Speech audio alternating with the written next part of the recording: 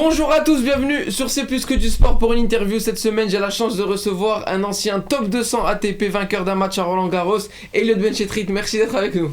Merci de m'accueillir, franchement c'est un kiff de passer un moment avec toi et voilà de donner un peu de mon expérience, raconter un peu mon histoire et voilà. Et justement parce que c'est ton actualité, tu viens d'annoncer ta retraite à 27 ans. On va revenir sur ça, mais d'abord une petite rétrospective. Mais d'abord, comment ça va ? Ça va au top, hein. Un peu fatigué, non, beaucoup de messages, de bienveillance, beaucoup de personnes, même des personnes auxquelles je m'attendais pas forcément, honnêtement, des anciens joueurs de tennis, des joueurs de foot, n'importe qui.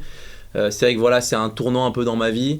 Après, on va dire que c'est une chance d'avoir pu un peu vivre de son sport, d'avoir pu représenter les deux pays où j'ai la nationalité, c'est-à-dire la France et le Maroc, dans des compétitions différentes.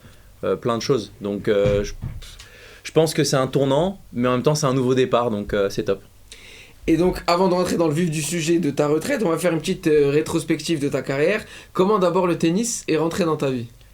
Bah en fait c'est dans un petit club à Beaulieu, tennis club de Beaulieu, où il y a un ITF junior d'ailleurs, un gros tournoi chez les juniors. Mon frère il faisait des cours là-bas. Et il y avait toujours 30-40 minutes où entre le moment où je finissais l'école et lui jouait au tennis. Et en gros, un jour, je m'ennuyais, ma mère elle m'a donné une raquette. J'ai commencé à jouer. Et voilà, après une passion est venue. Je faisais d'autres sports en plus que le tennis. Et à l'âge de 11-12 ans, quand il a commencé à avoir les compétitions régionales, nationales, on n'a plus le temps de faire tous les sports. Donc il a fallu choisir. Et à partir de quel âge t'arrives au stade de la professionnalisation et là où vraiment tu dis je vais en faire mon métier? À partir de 14 ans, 13-14 ans, en fait, à partir de déjà 12 ans, j'avais des ambitions en tout cas de mieux m'entraîner. De un pour mon plaisir, mais aussi pour progresser. Donc c'est là où j'ai déménagé à Paris pendant 2 ans et demi avec mes parents. Dans une académie et à partir de là en fait de fil en aiguille en fait s'entraîner plus, s'entraîner mieux, jouer des tournois, après des tournois internationaux et en fait c'était l'eau qui alimentait un peu le moulin et au fur et à mesure en fait l'envie a grandi et je pense qu'à partir réellement de 15 ans j'avais une structure professionnelle. Et dès 12 ans, tes parents sont partis pour ça à Paris. Mon père il a eu la chance avec son travail en fait de pouvoir travailler et à Paris et à Nice parce qu'il travaillait déjà 2 jours par semaine à Paris. Et donc du coup en fait on a pu venir vivre à Paris et qu'il fasse l'inverse, qu'il allait travailler 2 jours par semaine à Nice. Et moi j'habitais avec ma sœur en fait pendant que mes parents ils étaient pas là 2 jours dans la semaine. Et voilà, et le week-end, des fois j'allais à Nice, des fois je restais à Paris et je jouais des tournois, je voyageais. Déjà à partir de 13 ans, j'ai commencé les tournois un peu professionnels des moins de 14 ans. Il y a notamment le Team Essonne, des trucs à Paris, le Stade Français, voilà. Moi pour dire, à 11-12 ans, j'étais pas du tout dans les meilleurs, c'est-à-dire qu'à Tarbes, j'ai jamais joué à Tarbes. Donc c'est toujours entre guillemets un record d'arriver à faire des résultats à Tarbes et ainsi de suite. Mais moi, j'ai même jamais été à Tarbes, je sais même pas où c'est Tarbes. Donc j'avais les envies, mais j'avais pas le niveau à l'époque en fait. J'ai pas du tout le niveau, les meilleurs ils étaient très loin devant moi. Donc, et d'ailleurs, tu parles de Tarbes, c'est le tournoi des petits As. Et maintenant, il y a un partenariat qui fait que chaque année, des Marocains maintenant vont le jouer, des Marocains du Maroc. C'est vrai, j'étais pas au courant. Je suis très très content parce que c'est vrai que la dernière fois, je suis resté quand même un petit moment au Maroc. Je suis allé notamment au Cheminot, à Rabat, voilà, là où j'habite. Et j'ai vu plein de jeunes qui étaient très bons, quoi. Et je me dis, mais pourquoi pas eux ? Et au final, ça rejoint un peu ce que tu dis. C'est que je pense qu'il y a des jeunes qu'on ne connaît pas.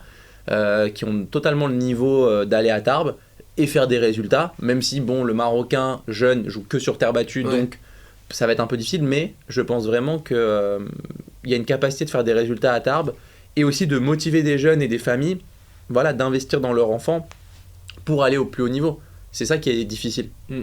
Et en 2017, tu connais tes premiers succès dans le monde pro, vainqueur en futur. C'est en simple et en double en Tunisie et au Maroc, c'est déjà un énorme accomplissement quand on en arrive juste à gagner, entre guillemets, à gagner des futurs. Oui, forcément. Après, ce qui était incroyable, c'est que j'ai gagné les 2 premiers futurs en Tunisie. C'était 2 semaines d'affilée, donc c'était déjà incroyable une semaine, mais en faire 2 d'affilée, c'était encore plus fou. L'été, j'ai gagné au Maroc, entre guillemets, pour moi, c'était déjà à domicile, entre guillemets, même si je jouais pas pour le Maroc, pour moi, c'était à domicile. Et je pense que tout est parti de quelques matchs en fait que j'ai perdus. Il faut le dire que j'ai perdu et qui m'ont vraiment en fait passer la barrière entre les juniors et le monde pro. En fait, quelques petites leçons d'apprentissage, quelques matchs perdus avec des gens qui m'ont entre guillemets coaché pour me dire voilà, il faut que tu améliores des petits détails. Et tout de suite, ça a vraiment payé. Mais c'est vrai que je trouve qu'à mon époque, les futurs, c'était un peu moins dur que maintenant. Ouais. Ok, parce que là, tu parles d'adversité surtout. L'adversité, l'homogénéité des niveaux, et aussi les conditions de jeu sont un peu différentes. Donc ça fait en fin de compte que tout le monde a sa chance. Ce qui n'était pas trop le cas avant, et je trouve qu'avant, voilà, tu étais 400e mondial, tu jouais un mec 1000-1200, t'avais peu de chances vraiment de perdre. Ouais. Là maintenant, t'as des joueurs 1000-1200, même j'ai vu des joueurs 100 points qui jouent très très bien au tennis. Alors oui, sur une saison, ils vont pas avoir le même niveau qu'un mec 400, mais sur un match, il peut tout se passer, quoi. C'est ça qui est fou. Et en 2018, pour la première fois, tu joues Roland Garros, t'as une invitation de la Fédé, une wildcard comme on dit. Ouais. Premier tour, Gaël Monfils. Ouais. T'as l'honneur d'un grand cours. Ouais. Moi, ça, c'est une expérience de ouf. Comment tu as vécu la chance et d'avoir une wildcard et de jouer Roland Garros, Monfils, sur le Langlaine? Bah, si on peut prendre un peu le temps de décrypter l'anecdote de cette wildcard, parce qu'elle est quand même assez incroyable. Déjà, il faut savoir, cette wildcard-là, j'aurais jamais dû l'avoir. J'aurais jamais dû avoir cette wildcard. C'est une wildcard qui m'a été rétrocédée, entre guillemets, parce qu'il y a un des autres joueurs qui avait une wildcard qui avait un souci de comportement ou de non-respect de la charte de la Fédé. Okay. Donc il n'a pas pu prendre cette wildcard là. Et moi, il faut savoir que 2 semaines avant, j'avais battu que un top 100 dans ma vie. J'étais au 2e tour avec Aix-en-Provence au Challenger. Je venais de battre Jérémy Chardy, qui était à peine mon 2e top 100. Ouais. Je devais aller en qualification à Bordeaux, et honnêtement, j'avais pas envie de jouer ce tournoi-là à la base parce que j'étais épuisé et j'étais à l'époque plus que 300 et quelques, 400. Donc je me disais, bon, peut-être que je me prépare pour peut-être avoir une wildcard en qualif, et j'étais pas sûr de l'avoir. Ouais. Et à Bordeaux, j'y suis allé vraiment en toute décontraction en disant, écoute, joue ton tennis. J'ai battu Martino dans les qualifs, après j'ai battu Nicolas Mahut dans le tableau final, et il y a eu cette histoire-là qui a fait que j'ai eu ma wildcard tableau à Roland-Garros qui était totalement imprévisible. C'est-à-dire que j'étais ni préparé physiquement, ni préparé psychologiquement, parce que déjà la wildcard qualif c'était un rêve de gosse. Et en fin de compte, j'ai fait un match où on a vu mon impréparation au fur et à mesure du match, mais on a vu au final aussi que j'avais aussi le niveau, quoi, parce que rentrer sur un grand cours, 10 000 personnes comme ça sur le Langlaine, et gagner le premier set, c'est quelque chose qui est totalement incroyable. J'ai même eu des messages et des snaps d'amis en même temps que je jouais le match. Mais que se passe-t-il sur le Langlaine? C'est en direct sur le match. Donc, alors oui, après c'est sûr, voilà, Gaël, c'est un joueur exceptionnel. Il a montré que voilà, c'était un autre niveau, c'est une autre expérience. D'ailleurs, Gaël, il est pas loin de faire 8ème cette année-là. Il perd sur Goffin et en balle de match. Moi, je le sentais bien. Tu vois, après mon match, je le sentais bien, Gaël. Mais c'était une expérience de dingue, et j'ai encore des frissons rien que d'en parler, quoi. C'est une chance d'avoir vécu ça, et moi, je suis toujours reconnaissant de la chance qu'on m'a donnée, parce que cette wildcard-là, elle n'était pas désignée à Elliott. Ouais. Elle a été enlevée à un joueur, mais elle aurait pu aller à n'importe qui d'autre. Ouais. Et la conjoncture a fait que, voilà, un peu au bon endroit, au bon moment, quoi. Et quand tu gagnes le premier set contre Monfils, tu te dis on est pas mal, ou tu commences à y croire ou pas? Honnêtement, je me rappellerai toute ma vie ce que je me suis dit. Ouais. Je me suis assis sur le banc, je me suis dit putain, on est tellement loin de gagner ce match. C'est ce que je me suis dit, mais mot pour mot, parce que de 1, j'étais déjà entamé mentalement, c'est-à-dire qu'en fait, les 10 000 personnes du Langlaine, tout le monde qui m'encourageait, voilà. Et après, je sentais que Gaël jouait pas bien. Je sentais que c'était dur pour lui ce début de match. Et je me suis dit, oula, là il y a 6-3, il joue pas très bien, j'espère qu'il va pas trop se réveiller trop vite. J'ai eu une balle de break au début du second que je fais pas, et là le match tourne un peu, et après on connaît, quoi. Gaël, quand il est en confiance, ça devient un mur, quoi. On peut plus gagner un point, quoi. Donc le résultat est un peu dur, mais l'expérience a été exceptionnelle. Ouais. Et un an après, tu bats Cameron Norrie, le joueur le plus agréable du circuit, vainqueur de Masters 1000 ensuite. Première victoire tableau principal d'un grand chelem. Là c'est encore autre chose. Là c'est encore autre chose.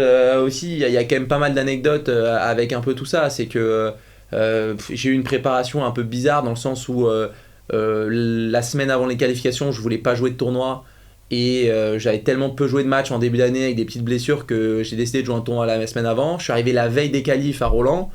Je passe les qualifications, donc j'avais joué 4 matchs en Challenger, j'arrive, je joue les qualifications, donc j'étais à 7 matchs en une semaine, j'étais un peu KO. Et après arrive le match contre Norrie, où en fait j'étais un peu sur un nuage, dans le sens où je connaissais très bien ce joueur. C'est-à-dire que je l'avais beaucoup vu jouer à la télé parce que c'était un mec qui était monté des challengers aux ATP l'année juste d'avant, donc je l'avais vu à la télé déjà pendant plein de matchs, donc je savais exactement comment fallait jouer, et c'était un joueur en fait où ses coups forts ne me faisaient pas mal, et donc j'étais entre guillemets serein, c'est-à-dire que physiquement oui j'étais un peu entamé, mais je savais comment j'allais gagner le match. J'aurais pu le perdre, mais j'avais une stratégie. C'est pas comme quand on arrive sur d'autres joueurs, on se dit oulala, comment je vais faire pour gagner le match. Non, là c'était clair, j'avais une stratégie en tête, je l'ai appliquée du premier au dernier point, et ça fait le score qui est, oui, un peu sec, et plein de gens disaient que voilà, Norrie c'était pas un des meilleurs joueurs de terre battue. Il s'avère que l'année d'après il a gagné des ATP sur terre battue, mais voilà, donc je pense tout simplement qu'il y a eu aussi un peu une part de chance de tomber sur ce joueur-là, que j'avais beaucoup vu jouer à la télé, et en fait tout son style de jeu il me gênait pas spécialement, quoi. Sur terre battue en tout cas il me gênait pas, quoi. Et deuxième tour, tu joues contre John Isner. Et avant de parler de... Non, c'était contre Lajovic. Contre Lajovic. Lajovic, ouais. Et avant de le tennis, il y a une petite anecdote un peu marrante. Un jour, il commence à pleuvoir à Roland-Garros. Ouais. Et il y a Nelson Montfort ouais. sur la terrasse d'un des cours où tu jouais. Ouais. Et il chante. Non, mais en fait, cet épisode-là, il est arrivé. Alors c'est vrai qu'au vu de tous les montages, les clips qu'on a vus, cet épisode-là, il est arrivé en 2020 quand il y a eu Roland en octobre, en fait. Ouais. Et c'est pour ça qu'il pleuvait. Et en fait, il pleuvait, et en fait, il y avait personne sur les terrasses. Ouais. Et donc en fait, pour animer un peu son émission, Nelson Montfort, il parle fort, il rigole, il chantonne un peu et tout. Et avec Isner, on se regarde, on le dit au mec, mais qu'est-ce qu'il fait, quoi. Et en fait, la séquence, elle est un peu terrible parce qu'il y a, entre guillemets, c'est coupé, où en fait, on croit que c'est moi qui lui parle, mais en fait, c'est un mec dans le public qui lui parle, parce qu'en fait, on le regarde depuis 5 minutes et il veut pas s'arrêter. L'arbitre, elle parle, elle dit s'il vous plaît, moins de bruit, s'il vous plaît. Parce qu'en fait, ça fait bizarre, on s'imagine pas, ça paraît surréaliste, mais on a joué un Roland-Garros avec personne, pas de bruit. Je pense qu'au championnat de France des 13-14 ans à Roland l'été, il y a plus de monde. Bah oui. Et donc en fait, je pense que Montfort, lui, il a son format habituel de communication, son envie, son énergie. Et là, il se retrouve à la limite devoir chuchoter parce qu'en fait, on l'entend, quoi. Donc ça, c'était une séquence aussi assez incroyable qui a été beaucoup relayée sur les réseaux sociaux, mais où au final, moi, j'ai pas vraiment intervenu, ni Isner n'a pas intervenu. C'est un mec lambda du public qui lui a dit de se taire. Mais bon, ça a fait un peu une histoire. Après, moi, personne m'a jamais fait de réflexion. Donc, ouais, non, bien sûr, mais c'est plus marrant qu'autre chose. Ouais, c'est marrant. Non, mais c'était marrant parce que je l'ai surtout vu après. Et il m'a dit, putain, désolé, ça faisait longtemps que vous m'attendiez et tout.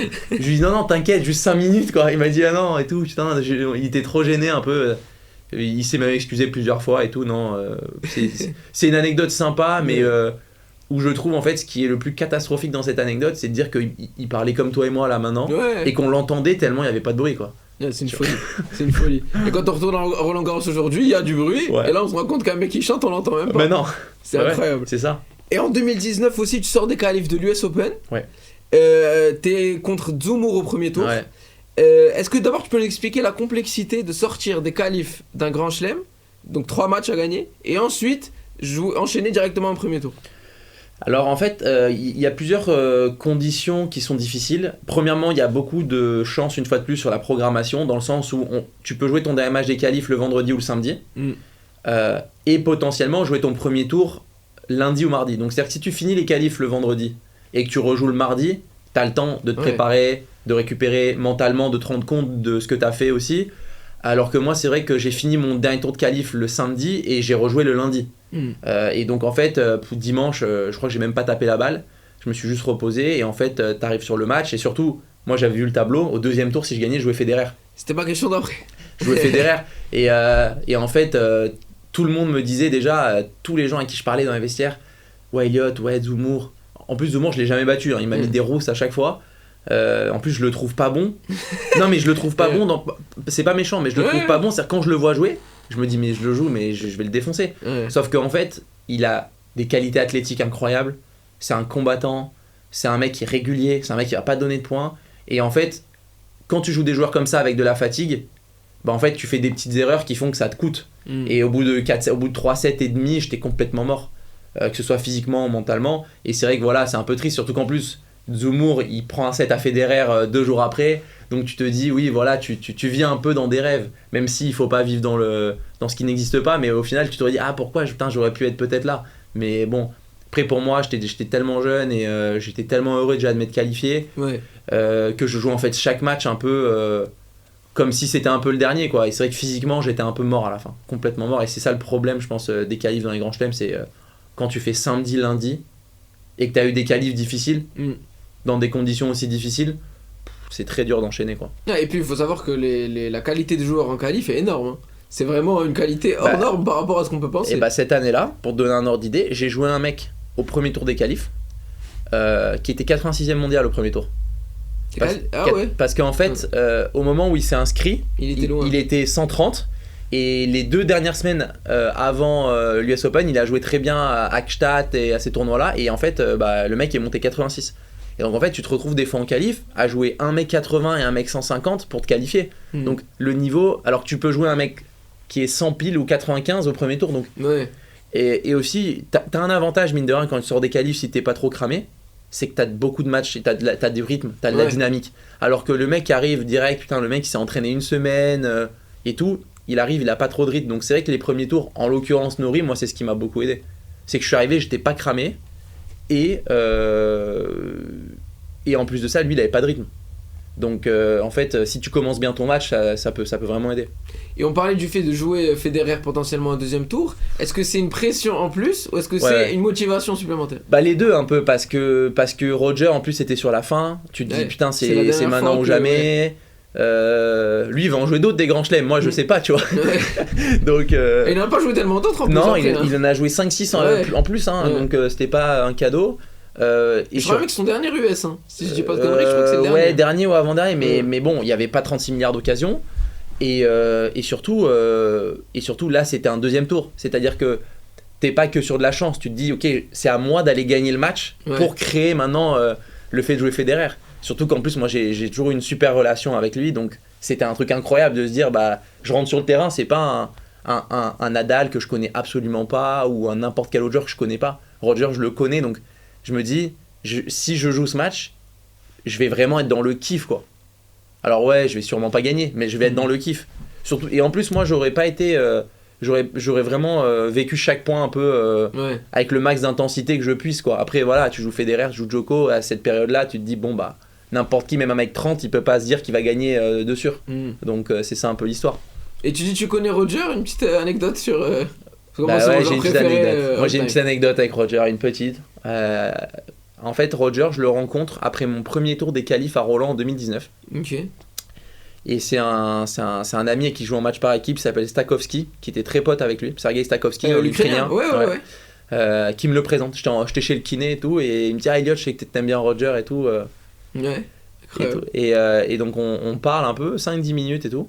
Et le lendemain, il va pour s'entraîner, et moi j'attends après un match et tout. Il me dit oh là là, je supporte pas jouer à cette heure-là, j'attends toute ma vie, j'ai fait que attendre. Il commence à me donner des anecdotes, mais comme s'il était un junior et tout, tu vois, alors que c'est quand même Roger, quoi, c'est une idole.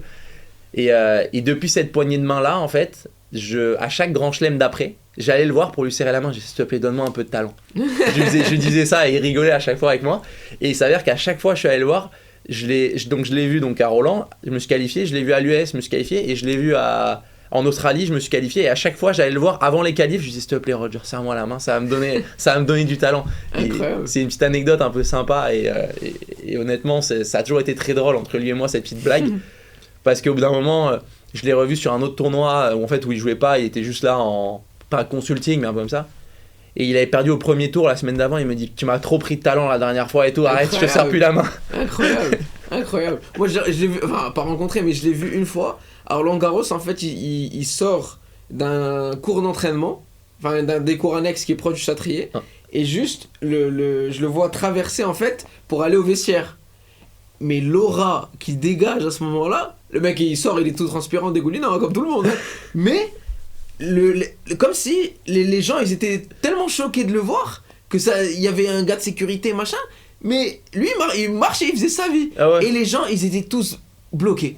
Comme si quelque chose de divin était passé presque. Bah, et Eva, elle a fait une photo, Eva qui est là derrière, elle a fait une photo avec lui à Wimbledon quand j'ai joué les juniors. Et c'est vrai qu'il y avait peu de gens qui osaient même demander et tout, machin. Et Eva, elle a même pas demandé, elle est passée à côté du mec de la sécurité.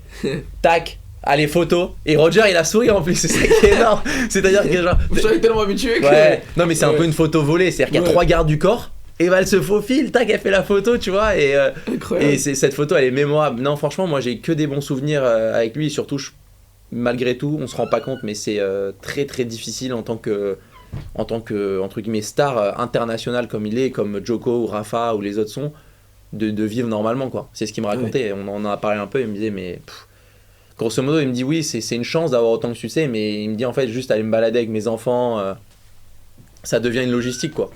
Donc en tout cas je trouve qu'il a bien trouvé son rôle maintenant depuis qu'il a arrêté, et moi de le voir taper même pour s'améuser, je trouve que c'est encore exceptionnel. Ouais, c'est un truc de ouf.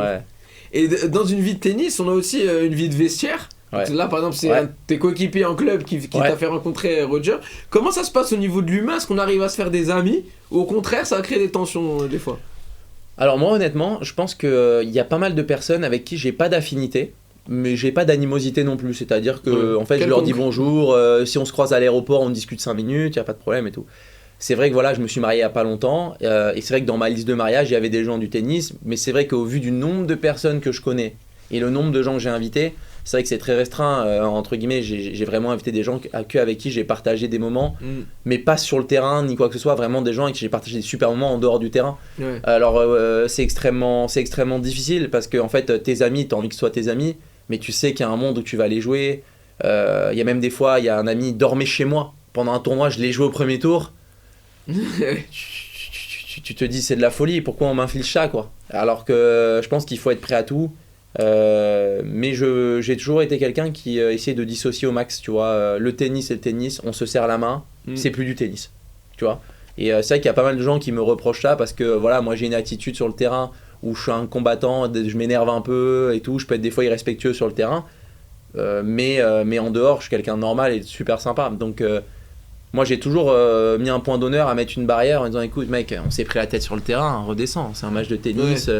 Je suis d'accord que mon attitude est peut-être pas bonne sur le terrain, alors là je vais pas vendre que je suis Federer, mais par contre en dehors du terrain, vas-y, on discute, y a pas de problème, tu vois. Donc j'essaie toujours un peu de désamorcer les choses, et l'objectif c'est pas de se faire des ennemis entre guillemets, c'est que du tennis, c'est que du sport. Une fois de plus, moi j'ai arrêté ma carrière, ceux avec qui je me suis pris la tête, ils vont arrêter leur carrière, et à 35 ans ils seront dans le monde normal. Donc ça sert à rien de se prendre la tête pour ça. Et tu disais après l'Open d'Australie 2020 où tu es encore sorti des qualifs parce que Roger t'a serré la main. Ah oui, c'est lui, c'est sûr à 100%. Hein. Tu as atteint le 198e rang mondial, meilleur classement pour toi à l'époque. Et malheureusement, j'ai envie de dire, ça arrive au moment où le Covid arrive. Donc il y a l'interruption de la saison causée par le Covid, et ça te coupe dans ton élan. Ça. Ah bah moi ça m'a détruit, honnêtement, le Covid ça m'a détruit. Je suis un joueur qui est, tu le sais, je pense, un peu extraverti. J'aime bien, même pas m'énerver spécialement, mais même jouer avec le public quand ça va et tout, ça voilà. Et c'est vrai que je pense pour tous les joueurs comme moi, ça nous a détruit. Je veux dire, ça a été un moment très difficile, ça a été un moment avec beaucoup d'incertitudes, où entre guillemets, en fait, du jour au lendemain, tu es sur une dynamique où tu as l'habitude de t'entraîner, de jouer des matchs, et d'un coup, boum, tu t'arrêtes et ton corps il comprend pas spécialement ce qui se passe. On n'avait aucune certitude sur la reprise, il a fallu se vacciner alors qu'on n'avait pas spécialement de recul. Les manufacturiers de balles, pour des raisons économiques logiques, comme le coût des matériaux coûtait plus cher, on a diminué la qualité des balles, et c'est les problèmes où on en est maintenant, où les balles sont devenues ingérables pour les joueurs, où il y a de plus en plus de tendinite.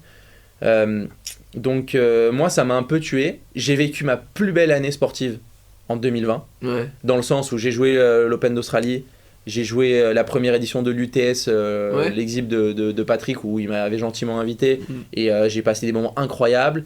J'ai pu jouer Roland Garros, même si c'était l'hiver, c'était un peu surréaliste de jouer sur terre battue au mois d'octobre sous 0 degré, mais c'était une expérience. Et après les matchs par équipe, cette année-là, malheureusement on n'a pas pu les jouer. Mais alors que l'année avant on a été champion de France, donc c'est entre la fin d'année 2019 et 2020, ça a été des années exceptionnelles, mais c'est vrai que le Covid, moi ça m'a un peu détruit. J'ai mis beaucoup de temps à retrouver un certain niveau, j'ai eu pas mal de blessures, et aussi l'adaptation des nouvelles conditions de jeu.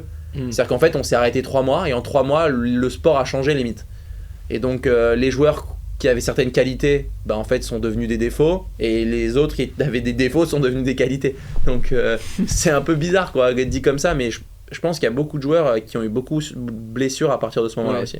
Beaucoup. Et fin 2020, on apprend sur Instagram que tu changes de nationalité sportive.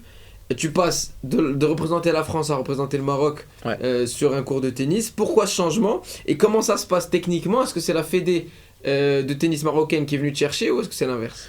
Bah, en fait, la fédération marocaine, moi, ça fait très très longtemps que j'ai très bonnes relations avec eux parce que voilà, ils savent très bien que j'ai la double nationalité. Moi, je suis quand même attaché au Maroc, même si à ce moment-là, j'avais pas encore fait mes papiers, ma carte nationale et tout. Je suis quand même attaché. J'y vais 3 fois par an en vacances. Je vais quasiment que là-bas en vacances avec mes parents. Mon père est marocain, mais mes tantes, elles sont marocaines, donc j'ai quand même un attachement. Et c'est vrai qu'à ce moment-là, en fait, moi j'avais quand même pas mal d'incertitudes dans ma vie de joueur de tennis où en fait la fédération française m'avait soutenu un peu financièrement pendant 2 ans. Là, c'était un peu la première année où j'avais des difficultés au niveau de mes résultats. Et en fin de compte, j'ai pas ressenti un soutien à la hauteur de ce que j'aurais aimé à ce moment-là. On parle quand même d'un jeune. On parle en 2020, j'avais 22 ans, je venais de me qualifier en 3 grands chelems. J'ai pas eu une seule invitation pour des ATP 250 dans le tableau final. Et les premiers 6 mois, en plus, conditions exceptionnelles Covid, où je joue pas bien, en fait, j'ai l'impression qu'on m'a un peu abandonné. Alors que de l'autre côté, le Maroc me disait mais Elliot, mais nous on a besoin de toi en Coupe Davis, on a besoin de nouveaux, on a besoin d'aider la mine, on a besoin aussi de motiver la nouvelle génération à pas forcément partir aux États-Unis à 17 ans, 18 ans et à avoir quelqu'un qui voit qu'on peut jouer les grands chelems en étant marocain quoi. Et en fait tout ça m'a fait décider de changer parce que aussi je me suis dit que j'avais envie de vivre aussi la Coupe Davis et qu'en fait la Coupe Davis en France à ce moment-là en tout cas, parce que maintenant ou peut-être il y a 2 ans c'était un peu différent, mais à ce moment-là il fallait être top 25 pour être dans le Coupe Davis.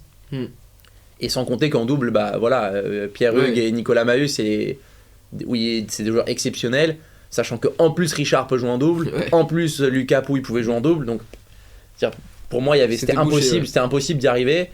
L'histoire m'aura donné tort, mais bon, il y a des joueurs qui ont extrêmement bien performé, qui n'ont encore pas joué à la Coupe Davis, qui sont 80, qui sont 90, qui n'ont jamais joué à la Coupe Davis, donc après c'est un choix que pas mal de gens ont critiqué. Mais entre guillemets, quand on se sent un tout petit peu trahi et qu'on a des personnes qui nous valorisent, on a envie d'aller à l'endroit où on se sent un peu valorisé. Et ça m'a permis de vivre des moments exceptionnels grâce à tout ce que j'ai vécu au Maroc, ça c'est sûr. Et donc tu deviens numéro 1 marocain d'emblée. Ouais. Tu rentres évidemment dans l'équipe de Coupe Davis avec une entre guillemets garantie de jouer le 250 de Marrakech. Est-ce que tu parlais du fait que ma question c'était est-ce que c'était pas un risque de perdre des wildcards françaises, mais t'en avais pas visiblement donc non, mais en fait j'ai eu des wildcards dans les grands chelems quand c'était en fait indéniable de me donner. Ouais, quand le classement faisait que t'étais parmi les meilleurs et que les résultats faisaient parmi, c'est-à-dire que quand je demande des wildcards et que j'ai battu 10 top 100 sur les 15 que j'ai joué, c'est difficile de pas me donner. Quand il y a des 250 où il y a aussi des régions, des comités locaux qui ont leur mot à dire pour des joueurs locaux et ainsi de suite, forcément quand tu as une wildcard, je comprends qu'il y ait aussi d'autres joueurs. C'est-à-dire, je blâme pas le fait qu'on m'en a jamais donné. Il y a peut-être aussi pas eu l'occasion de me donner ou X ou Y, mais c'est vrai que même si avant j'étais pas marocain, j'ai un exemple, j'ai eu une wildcard dans les qualifs à Marrakech en 2019 alors que je jouais pas pour le Maroc parce que les Marocains m'ont dit écoute Elliot, t'as la double nationalité, nous on n'a pas de joueurs de ton niveau à qui donner. Donc on a envie de te donner, on peut pas te donner le tableau parce que ce serait léser les joueurs de Coupe Davis, mais on va te donner une wildcard dans les qualifs. Et même quand on est joueur de Coupe Davis, moi j'ai beaucoup discuté avec Hicham à l'époque et tout, c'est pas obligatoirement qu'on ait des wildcards dans le tableau à Marrakech, ça dépend des années, ça dépend de son niveau, ça dépend aussi de comment les gens pensent que vous pouvez gagner un match. L'objectif c'est pas d'être ridicule, donc voilà, et aussi d'apporter de l'expérience. L'objectif c'est que ces matchs là ils servent en Coupe Davis demain, parce que voilà, il y a du stress, il y a du public, il y a tout ça. Donc mais honnêtement peut-être les 2-3 premiers mois c'était peut-être un peu dur, mais après c'est vrai que quand j'ai joué les qualifs de l'Open d'Australie, c'était au Qatar en 2021, j'avais le drapeau marocain, c'était quand même une chance incroyable pour moi, c'était vraiment beaucoup d'émotions. J'ai joué les qualifs à Roland sous le drapeau du Maroc, c'était beaucoup d'émotions. Oui, j'ai perdu au premier tour, oui c'était une année physiquement où j'ai eu beaucoup de blessures, où j'ai commencé à avoir énormément de blessures, mais pour moi c'était un honneur incroyable quoi. C'était un honneur incroyable et de pouvoir faire tout ce que j'ai fait, c'était aussi une chance, aussi dans l'humain, plus que dans le sport en fait. C'était vraiment aussi dans l'humain pas de remercier, parce que c'est pas un remerciement, mais de reconnaître aussi que je suis marocain et si demain je peux faire quelque chose pour le Maroc, je le ferai quoi. Et tu parlais de ces qualifs de l'Open d'Australie à Doha, donc sous la bannière marocaine. Il y avait une histoire un peu folle où le joueur contre qui tu perds. M'en parle pas. Non mais en fait l'histoire est complètement dingue. L'histoire, elle est complètement dingue. C'est-à-dire qu'en fait, à un match près, à un match près, je gagnais mon match. À un jeu près, pardon. À un jeu près, je gagnais mon match. En fait, ce qui se passe, c'est qu'en fait, vu les gens sont réfléchis dans leur méthode, ils se disent, ok, on va faire des tests Covid aux joueurs la veille de jouer les matchs pour être sûr qu'ils sont négatifs. Sauf que là, en l'occurrence, le mec avait fait le test Covid la veille, mais ils n'avaient pas eu les résultats. Et ils ont eu le résultat pendant le match. Ouais. Et en fait, ils n'ont pas le droit d'arrêter un match. C'est pas un changement de côté. Et donc en fait, il y avait 5-3. Si je faisais 5-4, il y avait changement de côté. Ils prenaient le mec, ils sortaient du terrain. Et je gagnais le match. Donc ça veut dire que l'adversaire de ce joueur-là, qui était Denis Koudla, le mec est allé au 3e tour des qualifs sans jouer le 2e tour en plus. Donc c'est un truc dingue, surtout qu'en plus à ce moment-là il commençait à augmenter les prize money, donc c'était quasiment 10 000 euros pour un jeu en fait. Un jeu d'écart, 10 000 euros. Et surtout qu'en fait c'est une vraie faute de l'ATP parce que tu peux pas te dire, parce qu'en fait moi au final le mec je lui ai serré la main à la fin du match. Heureusement ils m'ont pas déclaré cas contact. Moi c'est simple, j'ai fini mon match. Je suis allé à l'aéroport, j'ai pris l'avion direct. Je voulais même pas qu'ils me disent oui, alors t'as serré la main, donc t'es cas contact, donc c'est 2 semaines dans la chambre. Moi j'adore le Qatar, 2 semaines à l'hôtel à Doha, je suis bien dans la chambre. Mais bon, je dois m'entraîner. Et en plus avec toutes les périodes de perte de temps, d'entraînement, de perte d'entraînement et tout, on pouvait pas risquer. Mais c'est vrai que pour le coup, là je suis un peu entre guillemets agacé parce que c'est totalement injuste. Mais malheureusement il n'y a pas de justice dans le sport, quoi. C'est comme ça, les règles. J'ai été le mec qui a été concerné, mais ça aurait pu être quelqu'un d'autre. C'est tout, tu vois, mais c'est... En fait, j'ai essayé de pas y penser, tu vois, j'ai essayé de me dire, écoute Elliot, le match tu l'as perdu. Ce qui se passe après, c'est pas ton problème, t'avais qu'à gagner ton jeu. Tu vois, non mais au final, parce que tu peux faire des hypothèses. Oui, mais le mec, si on l'avait su avant, j'aurais... Bon, écoute, t'as perdu, le mec était meilleur que toi avec le Covid. Donc, c'est ça la réalité, quoi. Non mais c'est vrai. Ouais, c'est vrai. Et quand t'intègres l'équipe du Maroc de Coupe Davis, c'est Mehdi Tahiri le capitaine. À cette époque-là, il y a des joueurs très expérimentés comme Lamine Waheb. Comment se passe ton intégration dans l'équipe ? Plutôt bien. Moi, j'ai tout de suite eu une très bonne relation avec Lamine, notamment parce que Lamine aussi était algérien et a changé de nationalité sportive, donc il avait une vraie vision. Et surtout, c'est un mec qui avait beaucoup d'expérience dans le tennis, dans l'humain, dans le sport en général. Qui m'a donné beaucoup de conseils où moi j'ai été un peu triste qu'en fait d'une sélection à l'autre soit plus du tout là, même à titre d'accompagnement ou quoi que ce soit, parce que pour moi c'est un mec, il a une expérience dans le sport. Il joue des grands chelems, jouer tableau final. Bien sûr, et surtout c'est un joueur qui par son style de jeu, par le fait qu'il joue en marchant, non mais c'est la réalité, non mais moi je lui ai déjà dit, qu'il joue en marchant, il a une vision de l'adversaire qui n'est pas la même que la nôtre.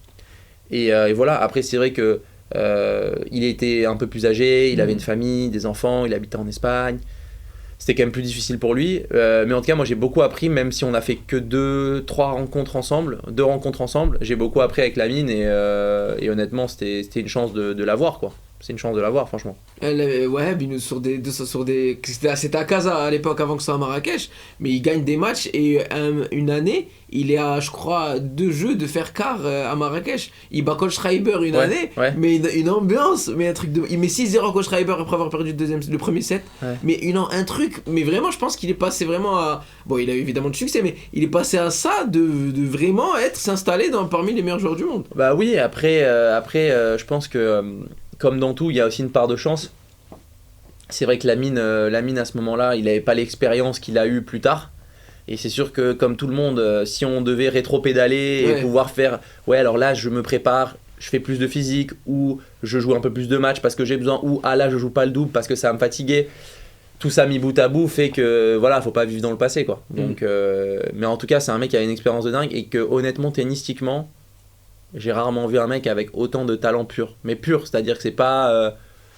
J'aime pas le mot talent, parce que pour moi, le talent dans le sport, c'est le travail. C'est le plus fort des talents. Cristiano, on parlait tout à l'heure, voilà. Cristiano, c'est le travail. Et c'est le talent qui surpasse tous les autres. Mais pour le coup, Lamine, il avait quelque chose dans la raquette que j'ai jamais vu ailleurs, quoi. Franchement, j'ai jamais vu ailleurs. Je te dis sincèrement, j'en ai vu des joueurs. J'ai vu Djoko, j'ai tapé avec Zverev, avec Tsitsipas, avec Holger, avec tous les top 10 de maintenant. J'ai jamais vu un mec... Jouer au tennis, on a l'impression qu'il joue au ping-pong, quoi. C'est trop facile. C'est incroyable. C'est incroyable. Ce joueur, il est incroyable. C'est incroyable. Ouais. Et en 2022, tu joues pour la première fois le 250 de Marrakech. Ouais. T'as beaucoup de choses au tirage au sort. Je remarque mon fils à Roland et là, Oji Aliassim, Ouais, premier tour. Peut-être série 1, top 10. Ouais, bah alors en fait, ce qui était complètement fou à ce moment-là, c'est que moi je suis wildcard et Félix est wildcard aussi. Ouais. Et je vois les wildcards et je me dis au début, la nuit, tu réfléchis un peu, tu te dis putain, ce serait bien quand même de jouer un Marocain en premier tour, ça pourrait donner une bonne ambiance, ça pourrait nous permettre soit à lui, soit à moi de prendre des points et donc je manifeste, putain, faut qu'on se joue wildcard, tu vois, je le manifeste dans ma tête, je manifeste. Et là je vois le tirage, wildcard, mais Félix la wildcard. Je me dis oh putain, j'aurais pas dû manifester autant.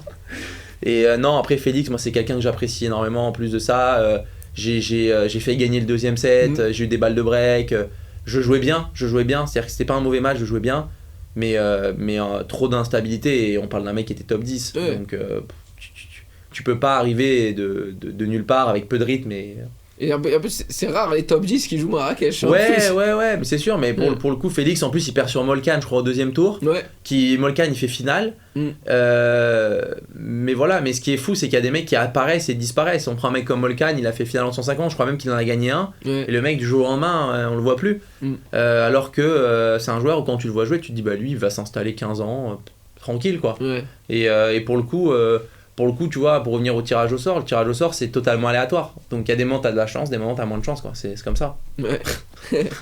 Et sur les dernières saisons, tu joues plus en challenger et en futur, sur les circuits secondaires. On sait le tennis c'est un sport très compliqué. Comment est-ce qu'on garde la motivation de jouer ces tournois-là quand on a joué des grands chelems ? Bah honnêtement, il y a une grande part d'humilité. Parce que c'est vrai que il y a pas mal de joueurs qui font ce truc de ils jouent les grands chelems, ils se blessent après ils arrêtent direct parce qu'ils peuvent plus. Moi c'est vrai que j'étais très jeune. J'avais beaucoup d'aide du Maroc, que ce soit financièrement ou dans le côté sportif, dans le côté de me motiver à gagner des matchs en Coupe Davis, et il fallait que je me prépare, et la meilleure moyen de se préparer c'est jouer des tournois. Et donc en fait tout ça m'a fait me surpasser un peu, parce qu'en fait c'est vraiment hyper désagréable. Tu vas dans des tournois pourris, l'organisation, machin, dans tout des le monde... pays des fois Ouais, tout le monde veut te battre, c'est toi qui as joué Roland, tout le monde veut te battre, donc c'est-à-dire qu'en fait les mecs contre toi ils font jamais un mauvais match. Tu joues plus des mecs qui font de mauvais matchs, ils ont qu'une envie, c'est de jouer leur meilleur tennis contre toi. Ils perdent le tour d'après, ils s'en foutent. Non mais c'est vrai, c'est terrible, mais c'est vrai. Mais c'est pareil au plus haut niveau, hein. Je veux dire, t'as plein de joueurs, ils battent des top 20 et après au premier tour d'après, ils perdent sur un mec 150. Ça arrive toutes les semaines. Donc c'était un peu ce côté-là de passer de l'outsider à le mec que tout le monde veut battre. En fait, c'est-à-dire quand tu joues les grands chelems, t'es l'outsider, t'as rien à perdre et tu veux battre tout le monde, et du jour au lendemain, tu passes dans la peau de putain, c'est moi la tête de série 1. Putain, c'est moi qui suis en haut du tableau où tout le monde veut ma tête, quoi. Donc ça c'était pas évident. Et après moi j'ai eu beaucoup de pépins physiques, c'est ça qui m'a un peu tué, notamment c'est ça qui m'a fait arrêter. Je peux plus faire de revers à cause de mon poignet, et en fait tu te dis bah oui, là pour le coup si je dois me faire opérer, ne pas sûr de revenir à mon plus haut niveau et rejouer des futurs, là c'était pas possible, quoi. Surtout l'investissement personnel, comme on a dit au début. Moi j'estime que mes parents, ça fait depuis que j'ai 12 ans qui sont à fond derrière moi, donc ça fait 15 ans. Ma femme, je l'ai rencontrée, j'avais 15 ans, donc ça fait 12 ans qu'elle est derrière moi. Et au bout d'un moment, tu peux pas faire vivre aux gens, parce que c'est eux aussi, ils vivent l'expérience comme toi. Ils sont pas sur le terrain, mais ils souffrent pareil, ils te voient pas, ils doivent faire des concessions dans leur agenda, ils partent pas en vacances parce que c'est toi qui dictes les vacances. Donc je pense qu'il y a vraiment un côté aussi de responsabilité familiale, globale, et dire voilà, écoutez, vous avez donné votre vie pour moi, et maintenant c'est à moi aussi un peu de donner ma vie pour vous, quoi. C'est un peu rendre à César ce qui est à César, quoi. Et depuis quelques rassemblements pour la Coupe Davis, c'est Hicham Arazi qui est devenu nouveau capitaine. Est-ce que tu penses que ce changement a été et va être bénéfique pour la suite ? Oui, bah Hicham, moi j'apprécie beaucoup, sans parler de ses compétences sportives. Moi j'ai une relation exceptionnelle avec Hicham. J'ai vu qu'il t'a laissé un mot. Ouais, j'ai une relation exceptionnelle avec lui. Bah, il m'a même appelé après, je l'ai eu au téléphone un petit moment. C'est quelqu'un de très gentil, de très professionnel, et qui aime le sport. Pas le tennis, il aime le sport. L'année dernière, en décembre, à cette période-là, j'étais à Ifrane avec lui. On a fait une semaine à la montagne avec mon préparateur physique, on a fait plein de choses, du vélo, de la course, on s'est surpassé, c'était exceptionnel. Et c'est vrai que je pense au final que Hicham il est arrivé un peu tard. C'est pas moi qui décide du timing, hein. Ça dépendait de nos résultats, ça dépendait de son envie à lui de s'inclure. Mais je pense que si Hicham il était arrivé peut-être un an ou deux avant, il aurait pu m'aider à me reconstruire. Parce qu'il avait une vision différente, une vision nouvelle de comment j'aurais dû jouer, comment j'aurais dû me préparer, et ainsi de suite. Et c'est vrai que ça aurait pu être bénéfique pour moi, et je pense que sa vision, en tout cas du tennis, elle est peut-être un peu old school à des moments, mais par contre, sa vision du sport, elle est tellement bonne qu'elle ne peut que te faire devenir un meilleur athlète.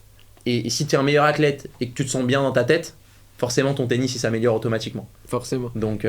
Et tu penses qu'il va aider justement la nouvelle génération, les Yacine Dlimi, Reda Benani, Karim Benani, Younes Lalami, que tu as joué avec eux en Coupe Davis pour la plupart. Je pense que ça va leur permettre de s'installer au plus haut niveau. Bah, honnêtement, moi je pense vraiment que Hicham, lui de toute façon, il a sa vision et tout. Je pense que soit les jeunes, ils adhèrent à cette vision-là et il va pouvoir beaucoup les aider.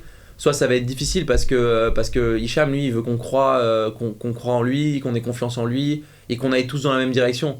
Je veux dire, c'est pas ouais, tu m'écoutes là et tu m'écoutes pas là. Non, écoute, moi j'ai ma vision, on a le droit de pas être d'accord, mais je pense que quand même, quand un mec il a fait 4 fois 40 Grand Chelem, il peut se permettre de te dire un deux trucs. Il aura pas tout le temps raison, mais par contre, t'es pas en droit en étant jeune de pas essayer ce qu'il va te dire. Tu vois. Moi j'ai toujours été dans cette optique-là. J'ai voulu m'entourer à un moment donné de coachs un peu plus connus avec qui j'ai pas réussi à faire des deals, que ce soit parce que c'était trop cher ou parce que les coachs ne voulaient plus coacher sur le circuit. Mais moi j'étais dans l'optique de si y a un coach qui a cette expérience-là, c'est écoute, on l'écoute pendant un an et demi et on voit le résultat, parce que si t'es pas prêt à même toi changer ta manière de voir le tennis à un moment donné, là c'est difficile d'évoluer parce que le tennis évolue tout le temps. C'est ça qu'aussi les gens se rendent pas compte à la télé, c'est que le tennis en fait, les gens disent ouais le mec tape dans la balle.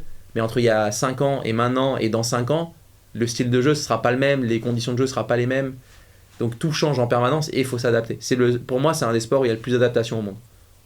Et maintenant, on passe à ton actu. Ouais. Donc, comme on a dit, tu as posté un message sur Instagram, on va y revenir. Mais d'abord, globalement, qu'est-ce qui a motivé cette décision de retraite ? Bah, comme je disais, la blessure au poignet gauche assez grave, où théoriquement je devrais me faire opérer si je voulais espérer jouer au tennis. Les différents chirurgiens m'ont dit qu'en fait il n'y avait absolument aucune certitude, que ce serait 4 à 6 mois de rééducation. Moi je connais le coût que ça a de prendre un prépa physique pendant ces 4 à 6 mois où je joue pas au tennis pour faire le maximum de travail. Et en plus tous les enjeux entre guillemets familiaux qu'il y a autour, où moi je voulais plus en fait mettre un stress familial sur mes parents qui se rapprochent de la retraite, ma femme qui a envie de vivre des expériences aussi, de plus être en prison entre guillemets dans le tennis, parce qu'en fait c'est pas une prison mais un peu pour tous les gens autour de moi, c'est à quelle heure Elliot il veut manger, qu'est-ce qu'on doit manger, au bout d'un moment, quand ça fait 15 ans que tu vis ça tous les jours, t'es dans ton droit de dire stop au bout d'un moment, quoi. Et je pense que moi j'ai pris aussi en considération la vie de toute ma famille, parce que sans eux j'aurais jamais fait ce que j'ai fait. Et je pense aussi que du coup sans eux je peux pas avoir une vie confortable si les gens autour de moi ne valident pas la manière dont j'ai envie de vivre. Tu vois, c'est-à-dire que eux ils vont pas être dans la souffrance et moi je vais rigoler. Si eux ils se sentent mal, je vais être mal. Tu vois. Donc c'est aussi ça le truc, c'est de dire voilà, si moi je veux être heureux, il faut que les gens autour de moi le soient. Et je pense que c'était la meilleure décision. Une décision difficile, mais qui soulage aussi un peu, quoi. Et tu dis dans ton message, je ne veux plus être matin, midi et soir avec l'ange du tennis au-dessus de ma tête. Est-ce que tennis de haut niveau, très bien écrit d'ailleurs, est-ce que tu penses que le tennis de haut niveau prend trop de place dans la vie d'un homme ? Bah moi je pense qu'il y a deux trucs. Si on dissocie, premièrement ça prend trop de place en termes de temps. C'est-à-dire que le calendrier il est plus adapté au tennis. C'est-à-dire que on peut pas, il y a des potes à moi, ils étaient là, ils sont allés en vacances 8 jours et là ils sont déjà en train de s'entraîner. Ouais. Tu peux pas jouer une année, te reposer 8 jours. Parce qu'en fait dans les 8 jours, moi je connais l'histoire. Donc on va dire que même t'as 10 jours de vacances. Pour les mecs qui sont forts, t'as 10 jours. Dans les 10 jours, déjà les 2 premiers jours tu récupères pas. Ouais. Parce que tu te récupères à peine mentalement pour être dans le cadre psychologique où tu arrives à te détendre. Donc il te reste plus que 8 jours. Sur les 8 jours, si tu vas loin, le temps que tu voyages à l'endroit où tu vas faire ta pré-saison, tu as 1 à 2 jours en fonction du décalage horaire. Donc tu n'as plus que 6 jours. Et sur les 6 jours, les 3 ou 4 derniers jours, tu parles déjà avec ton coach, ton prépa physique pour réserver la salle, l'hôtel, les billets d'avion, machin truc bidule. Donc en fait, t'as 2 jours. Tu perds 2 jours au début, tu perds 3-4 jours à la fin. Donc en fait, tu te reposes réellement que 4 jours. C'est impossible de tenir une vie pendant 15 ans. C'est pas sain. Et pourquoi les top joueurs ils tiennent plus longtemps aussi ? Parce qu'ils jouent moins. Ouais. Parce qu'ils ont un calendrier qui est plus simple que les joueurs de Challenger ou même les joueurs de Futur où il y a des tournois toutes les semaines. Moi, je suis partisan du truc de dire écoutez, c'est simple. Après le Masters, il n'y a plus de tournoi. Du tout. Plus de futur, plus de challenger, plus rien. Tout le monde s'arrête à la même date et tout le monde reprend à la même date. Point barre. Comme ça fait du 15 novembre à janvier. Ça fait 6 semaines. 6 semaines, c'est déjà pas beaucoup comparé aux autres sports, comparé au basket, comparé au foot. Mais c'est déjà ça. Et moi, je ferai une trêve de 2 semaines, obligatoire, pas de tournoi, 0. L'été aussi. L'été. 2 semaines, pas de tournoi. Voilà. Parce que tu peux pas être à ce niveau-là d'intensité chaque match, jouer des tournois du Grand Chelem en 5-7 et pas trop poser. Ouais. C'est totalement inhumain. Donc la partie calendaire, elle est comme ça. Et après, forcément, tu as la partie organisationnelle. C'est-à-dire que je pense que pour moi, l'ATP, ils sont dans un rôle où ils aident pas assez les joueurs. C'est-à-dire, je comprends pas qu'à l'ère de la technologie, à l'ère de l'IA, à l'ère de on peut aller dans l'espace et avoir le Wi-Fi dans un avion, qu'on n'ait pas une application ATP pour réserver nos billets d'avion facilement, pour modifier nos billets d'avion facilement, pour qu'on nous emmerde plus à l'aéroport avec les raquettes de tennis en cabine, pour que si on a 2-3 kilos en plus dans notre valise, on ne nous prend pas la tête, si notre avion il est en retard, qu'on a accès gratuitement au lounge. Il y a 2000 joueurs classés à l'ATP. Ouais. C'est pas réparti dans le monde entier. Ouais. Tu vois, il y en a 200 en Australie, allez, il y en a 150 en Australie, il y en a 500 en Chine, il y en a 1000 en Europe et 800 aux US. Tu vois ce que je veux dire ? Ouais, c'est pas compliqué. C'est pas un truc de fou, tu vois. Même tu comptes les joueurs de double, il y en a 3000, tu vois. Mais pour moi, l'ATP, ils ont un vrai rôle à jouer. Et pour le coup, il y a aucun service derrière. Donc il y a eu une pétition pendant le Covid qui a commencé à bien monter contre ça. Mais je pense que malheureusement, quand un système il est trop verrouillé par des instances qui sont là depuis beaucoup de temps et des années, à moins qu'il y ait quelqu'un de game changer qui vient, qui rachète le truc et qui dit écoutez, moi maintenant, je veux que les joueurs ils soient en bonne santé. Je veux que la famille des joueurs soit en bonne santé. Je veux que les joueurs ils puissent voyager dans telle et telle condition. Tant que ça y aura pas, en plus de ça, les 8 semaines de vacances, pour moi, c'est même pas suffisant. Ouais. C'est-à-dire que t'as un stress. C'est-à-dire quand tu voyages avec ta femme, ton coach physique, t'as 4 billets d'avion à prendre, faut modifier les 4. Oh putain, y a pas de place. Oh putain, on peut en modifier que 2. Ah, faut prendre un autre vol. Ah, tu perds un jour, 2 jours. Ah putain, j'arrive que la veille. Ah ouais, mais mon vol il a du retard, 3 heures de retard. Ouais, tu peux pas. Tu peux pas vivre comme ça, tu vois. Tout le temps dans le stress et dans la gestion. Et aussi la confiance. C'est-à-dire qu'en fait, si c'est pas l'ATP qui fait ça, les joueurs n'auront pas confiance. Ouais. Tu vas dire, t'as une agence privée qui commence à faire ça. Les joueurs vont dire, oui, mais moi j'économise 20 euros. Non, l'ATP elle devrait avoir des prix imbattables. Ouais. Dire, au final, on est des salariés de l'ATP, in fine. Ouais. Tu vois ce que je veux dire ? C'est-à-dire que oui, par rapport, on a des primes de résultats. Et on est comme des salariés. Donc à quel moment un employeur n'aide pas ses salariés à prendre ses billets d'avion ou à X ou à Y ? Ça n'existe pas, tu vois. Même si on est indépendant, oui. Ouais. Mais la réalité, c'est que je pense qu'il y a aussi très très peu d'aide pour les joueurs vis-à-vis de tout ça. Notamment, les grands prix, ça va parce que, entre guillemets, tu connais les dates, la finale, tu sais à quelle heure elle est à l'avance. Ouais. Mais dans les challengers et dans les futurs, c'est la guerre. C'est la guerre. Moi, des fois, j'ai pris 3 avions pour rentrer chez moi alors que... Parce que c'était plein, parce que je me suis dit ouais mais si je réserve et que je perds, ou si je réserve et que je gagne, je vais perdre mon billet d'avion. C'est pas tenable. C'est pas tenable. Et tu dis aussi mon choix d'arrêter aussitôt est lié à un ensemble de problèmes physiques, notamment le dernier au poignet qui a été fatal. J'ai pensé aussi au sacrifice de ma famille, je ne pouvais plus continuer sans avoir des éléments dépendants uniquement de ma volonté pour revenir au plus haut niveau. L'évolution de notre sport devenu un sport de surhomme à cause des conditions de jeu est en partie responsable de mes blessures. Alors justement, il y a beaucoup de débats de nos jours sur le calendrier, les conditions, les balles utilisées. T'as un peu parlé un peu de tout, mais si tu veux faire un résumé de tout ça.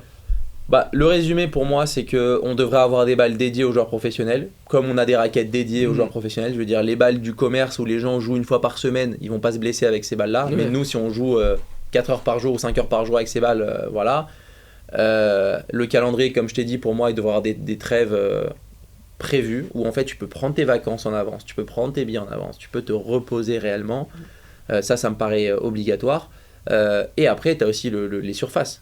On a voulu tellement ralentir les surfaces pour que ce soit spectaculaire que maintenant en fait c'est plus spectaculaire pour personne. Moi j'ai plus envie de regarder du tennis. Ouais, c'est beaucoup moins. Ça beaucoup moins. Et je pense en tout cas que les initiatives indépendantes comme l'UTS, comme les potentiels entre guillemets trucs juniors là qui font ça c'est génial, tu vois, le next gen et tout c'est génial, mais pour moi il devrait y avoir beaucoup plus d'événements indépendants. Mais le problème c'est qu'avec le calendrier qui est déjà trop rempli, tu peux pas le faire, et l'ATP en plus te met des bâtons dans les roues.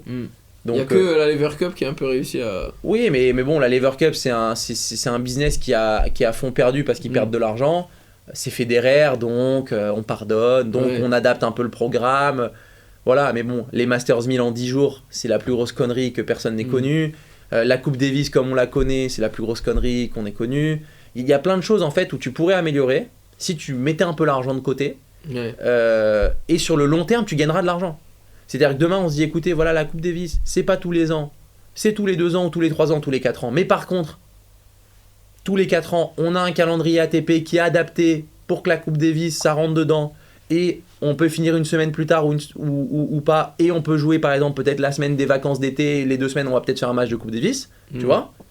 Mais au moins, c'est organisé. Et le fait qu'il y ait moins d'échéances, les gens vont plus regarder à la télé. Ah, c'est sûr. Tu vois, donc il y a aussi un côté que je ne comprends pas de vouloir bourrer les gens de tennis alors que c'est évident. Moi, je regarde jamais les JO. Bah non, c'est tous les 4 ans. Par contre, quand ça y est, je les regarde. La Coupe Davis, ça devrait être pareil, tu vois. Tu vois, donc c'est ce côté-là où pour moi, il y a un vrai problème de vision du business en plus dans notre sport et où ça détruit les joueurs. Parce que les joueurs, ils veulent tous jouer pour leur pays. Tu vois, ils veulent tous faire, ils veulent... Mais combien il y a de joueurs que ça a détruit la Coupe Davis ? Plein. Tu vois, donc maintenant, moi, je sais très bien que les mecs s'en foutent complètement. Parce que j'ai déjà eu des responsables de l'ATP, oui, c'est pas notre faute, tu sais, on a un board, il faut que tu parles. On sait très bien. C'est des étapes de bureaucratie pour jamais arriver à plus haute échelle, quoi. Mais si moi, le président de l'ATP, demain, je mangeais avec lui, je dis, mais mec, lui, il doit prendre 1 ou 2 millions d'euros de salaire par an. Il y a des joueurs qui crèvent de faim. Il y a des tournois où les chambres, les machins et tout, il n'y a pas de clim, il n'y a pas de truc. Mec, mais comment tu peux laisser, entre guillemets, ton organisation, même si l'ATP c'est que les challengers et les grands prix, comment tu peux laisser le circuit secondaire, les futurs et les challengers, parce que sans ces joueurs-là, il n'y a pas d'ATP non plus. Donc, tu vois, c'est un écosystème. Tu vois, même la WTA, moi je comprends pas qu'il n'y ait pas une instance globale du tennis, quoi. Tu vois, alors oui, il y a des représentants, l'ATP représente les garçons, la WTA représente les filles, l'ITF représente les grands chelems, mais c'est une seule instance avec des bureaux différents, tu vois. Que les mecs, quand ils prennent des décisions, c'est pas, regarde là, les filles, elles ont eu des tournois WTA maintenant, ça n'a aucun sens. Les calendriers du tennis, ça n'a aucun sens. Même les spectateurs, ils comprennent pas. Mais attends, il y a les WTA Finals, et 2 semaines après, il y a déjà des tournois, mais ils comprennent pas les gens quand tu leur expliques. Exactement. Donc pour moi, l'ensemble de tout ça, c'est que grosso modo, il faut être focus sur la santé des joueurs et sur le bien-être des joueurs. Parce que sinon, on risque de se faire très très mal, je pense. Je pense vraiment que ça va dans le mur si ça continue comme ça. Parce qu'au final, si au final les joueurs partent de plus en plus tôt à la retraite, parce qu'ils sont blessés, parce que si, parce que ça, au final, ça va pas aider l'image du sport, quoi. C'est pas vendeur. Pas du tout. C'est pas vendeur du tout, tu vois. Une boîte comme Bein ou Eurosport ou machin, est-ce qu'ils ont envie d'acheter un sport vieillissant si personne regarde ? C'est sûr que non. C'est sûr que non. Donc voilà. Et tu finis ton message par dire une aventure pro dans le monde du business, de Dubaï à Rabat en passant par Monaco. Est-ce qu'on peut en savoir un peu plus ? Ouais, entre guillemets, on a lancé une agence de marketing digital avec ma femme. On a des clients un peu partout. On a des clients en France, on a des clients au Maroc, on va avoir des clients à Monaco, on va avoir des clients à Dubaï. Donc voilà, nous c'est une aventure qu'on vivra ensemble, comme le tennis en fait un peu. Nos parents, ils ont toujours travaillé ensemble, que ce soit son père avec sa mère et moi mon père aussi. Donc on se dit voilà que ce schéma de vie en fait nous correspond bien, la manière dont on vit, ainsi de suite. Et c'est vrai qu'on veut aussi développer pas mal aussi notre activité au Maroc, notamment pour aider toutes les entreprises marocaines, qu'elles soient petites, moyennes ou grosses, en fait à se digitaliser au maximum. C'est vrai que ma femme elle a quasiment 10 ans d'expérience dans ce domaine-là. Moi j'ai une bonne vision parce que j'ai travaillé avec pas mal de marques pour mon sponsoring, que ce soit Lacoste, que ce soit Wilson, que ce soit des marques comme ça. J'ai une bonne vision de qu'est-ce que les clients attendent, que ce soit sur les réseaux sociaux ou pas. C'est vrai que voilà, on fait une bonne équipe, et l'objectif c'est de développer un peu tous les marchés. Mais le Maroc, moi c'est un marché qui me tient à cœur parce qu'il y a énormément de croissance pour les entreprises marocaines. Il y a la Coupe du Monde, il y a la CAN qui est là, il y a la Coupe du Monde 2030. Et pour moi, c'est un super moyen aussi de mettre la lumière sur eux via les réseaux sociaux, via tout ça à l'échelle mondiale. Donc nous, on va beaucoup voyager dans le cadre de notre travail. Mais c'est vrai que les clients marocains, moi, ils me tiendront toujours particulièrement à cœur parce que ce qui est beau, c'est qu'on part de rien. Il y a une base dans le digital. Alors oui, il y a des très grosses boîtes qui ont des trucs déjà, mais il y a des petites boîtes qui en fait aimeraient se digitaliser mais ne trouvent pas ni les compétences ni le temps. Il y a des gens, ils sont 2 à travailler, c'est familial, ou 3, tu vois, en famille, et ils trouvent pas le temps de le faire, et nous on est là pour les aider au maximum, tu vois. Eh bah, si quelqu'un voit l'interview et ouais, donc ça s'appelle Strative en fait. Et en fait, Strative, c'est un mélange entre la stratégie et la créativité. Donc on a fait ce mot Strative qui est un peu les deux, parce que c'est un peu notre corps. Moi je suis plus dans la stratégie, les attentes des clients et ainsi de suite. Et Eva, elle est plus dans le côté de la créativité. Et donc du coup, voilà quoi. Donc sur Instagram, c'est @bistrative. Mais bon, on le partagera en même temps qu'on partagera l'interview. Et écoute, voilà, donc c'est une nouvelle aventure. C'est vrai que le voyage, c'est un truc pour moi quand même où ça m'a tellement marqué. Là, cette année, je suis encore à 52 vols. Cette année, l'année dernière, je fais 58 vols. L'avion, c'est devenu plus possible pour moi là, cette année. Mais c'est un truc pour moi qui me tient encore à cœur de voyager, d'apprendre des nouvelles cultures, d'échanger. Et je pense que c'est comme ça aussi qu'on grandit en étant ouvert culturellement à échanger avec différentes personnes, parce qu'on sait très bien que le Maroc ou les Émirats ou la France, voire même Monaco qui est collé à la France, les Monégasques qui ne résonnent pas pareil que les Français et que les Émiratis ou que les Marocains. Donc c'est aussi un mélange culturel qui moi m'enrichit beaucoup, tu vois. Et une dernière question avant de passer à un petit jeu, est-ce qu'on pourrait te revoir dans le monde du tennis, que ça soit coach, formateur, à la télé? Alors moi la télé c'est un truc qui m'a toujours fait kiffer honnêtement. J'ai pas spécialement postulé ou j'ai pas cherché ou quoi que ce soit, mais en tout cas je sais que si on me propose quelque chose de manière ponctuelle je le ferai, parce que j'adore le tennis. Pour moi c'est l'amour du jeu et de ce sport, et c'est pour ça que j'avais mon style de jeu aussi, parce que j'aimais jouer. Avant d'essayer de gagner, j'aimais jouer. Dans le côté formation, oui. Dans le sens où je veux pas travailler avec n'importe qui et tout. J'ai envie de choisir un peu les gens, et j'ai envie de choisir aussi les gens avec qui je m'associe dans ce cadre-là. J'ai peut-être différents projets, notamment à Dubaï avec un entraîneur qui est déjà un peu connu. Mais moi j'aimerais me donner beaucoup dans les jeunes, parce que je pense que dans la jeune génération il y a beaucoup de formations où moi entre guillemets j'ai estimé que j'ai eu un manque en étant plus jeune. Mais après, une fois de plus, voilà, si y a des besoins au Maroc, c'est un service que je rendrai, tu vois, que ce soit à la fédération, que ce soit Hicham en Coupe Davis ou n'importe quoi. C'est des choses que je pourrais totalement faire, parce que en fait j'ai vraiment envie que les Marocains qui ont le niveau ils sortent. Parce que je le vois que les jeunes ils ont le niveau. Et voilà, donc moi je suis ouvert à plein de choses en fait, mais je veux surtout faire des choses non plus, comme je disais dans le message, avec l'ange du tennis, en mode non Elliot, fais pas ça, tu vas devoir manger trop tôt, non, pas ce rendez-vous parce que tu vas manger trop tard, tu vois. Je veux plus avoir ce truc là. Je veux me dire, écoute, ce truc là c'est un kiff, je vais une semaine, je me donne à fond avec les gars avec qui je suis, et j'ai vécu une super expérience humaine et professionnelle, tu vois. Je veux pouvoir être libre de me dire, voilà, demain je pars je sais pas où, comme me dire, dans 6 mois j'ai réservé des vacances avec ma femme, c'est prévu, on a déjà les billets, tu vois. Un truc qui n'existe pas dans le monde du joueur de tennis, quoi. Tu vois, donc je pense très sincèrement que tout ce que tu as dit, c'est des choses qui m'intéressent énormément. Et si on arrive à faire en sorte qu'il y ait des gamins qui sortent, et surtout qui prennent du plaisir, en fait. Moi, je pense que le truc que je veux véhiculer le plus, tu vois, dans mon coaching, ce serait vraiment travailler dur, mais je veux que le gamin, quand il sort du terrain, il me dise, ouais, je suis KO, mais avec la banane, que les parents, ils aient la banane. Tu vois, et c'est ça le plus important, parce qu'en fait c'est le plaisir et l'amusement qui fait que tu dures dans le sport de haut niveau. Je pense surtout dans notre culture à nous, dire, quand tu es de culture de l'Est, bon, Bublik il l'a dit ouvertement, il joue pour le fric, il s'en fout lui de s'amuser ou pas, et en plus il s'amuse. Mais je pense que quand on est des Méditerranéens, tu vois, je pense qu'il faut qu'on ait de l'amusement, faut qu'il y ait du jeu pour être performant par la suite, tu vois, et travailler dur. Faut qu'il y ait du sourire, et il faut qu'il y ait du smile, il faut qu'il y ait de la vie, tu vois. Après chacun est unique, mais je pense qu'il faut qu'il y ait de la vie, il faut qu'il y ait du jeu, et après quand on est sur le terrain en match, ouais, c'est la grinta, il faut se battre, faut jouer tous les points, mais par contre avant ça il faut que la préparation elle soit dans la joie, la bonne humeur, pour que quand on soit sur le terrain et qu'on ait des contrariétés, ça se rajoute pas au reste, tu vois. Autre chose. Exactement, quoi. Et un petit jeu pour terminer. Allez. Je te donne des questions courtes, tu me fais des réponses courtes. On y va. Allez. Le meilleur souvenir de ta carrière? Roland Garros 2019. Le pire souvenir de ta carrière? Australie au Qatar 2021. La plus belle victoire de ta carrière? Cameron Norrie, Roland Garros.